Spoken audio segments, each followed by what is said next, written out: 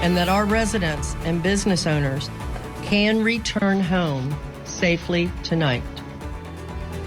Right now at 11, evacuation orders lifted near Piney Point. Tonight, the immediate threat of a catastrophic collapse appears to be over, but concerns are still high, with millions of gallons of wastewater being pumped into Tampa Bay.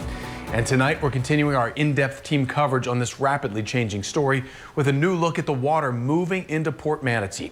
Good evening, everyone. I'm Jameis Mueller. And I'm Wendy Ryan. Thank you for joining us. But first, ABC Action News reporter Ryan Smith joining us live with one business owner's plans to reopen after days of uncertainty. Ryan? A big relief tonight here in North Manatee County. More than 130 people forced to take shelter at a local hotel for several days, finally given the green light to return home. With the threat of a collapse clear, officials lifted the mandatory evacuation order on Tuesday. A lot of relief, finally, being able to get back to business as usual. Popey's Place, a family-owned restaurant off US 41, forced to shut its doors Saturday, missing out on a profitable Easter weekend.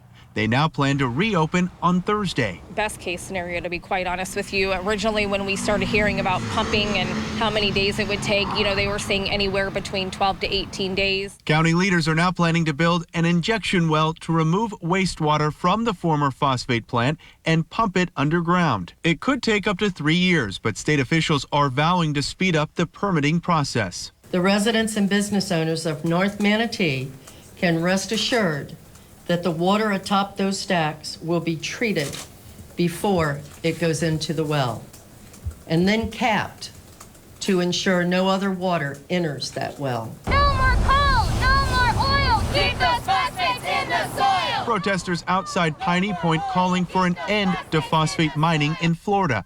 Business owners are relieved the evacuation order is over, but worry about the long-term impacts of this short-term solution. We're going to see these effects for years to come. We're already prone to red tide. This is only going to intensify that this summer, which is going to mean fish kills.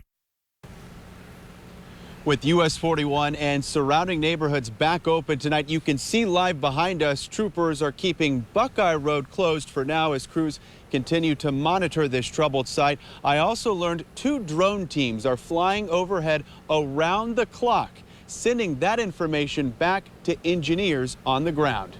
That's the latest live here in Manatee County tonight. Ryan Smith, ABC Action News.